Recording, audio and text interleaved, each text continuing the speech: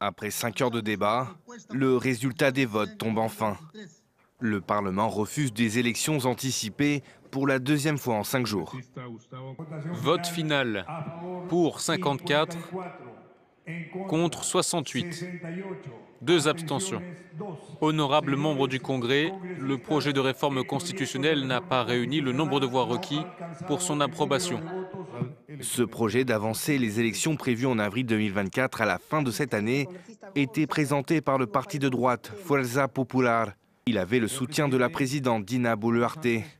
Objectif, calmer la contestation dans le pays. Nous avons soulevé cette question parce que notre pays saigne à mort.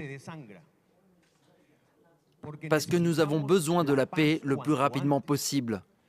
Parce que c'est la première chose que nous devons mettre en avant de pouvoir discuter d'autre chose. La gauche, elle, a voté contre ce projet. Pour elle, tout nouveau scrutin doit être associé à un référendum sur une nouvelle constitution. Ils ont peur de l'Assemblée constituante. Bien sûr, ils en ont peur car nous aurions une nouvelle conception du pays, avec plus d'humanité. Un statu quo qui ne devrait pas apaiser les manifestants. La contestation a débuté le 7 décembre après la destitution du président de gauche Pedro Castillo, accusé de vouloir tenter un coup d'État. Depuis, les manifestations n'ont cessé de s'amplifier au point d'être violemment réprimées par la police. Au moins 48 personnes sont décédées dans ces affrontements.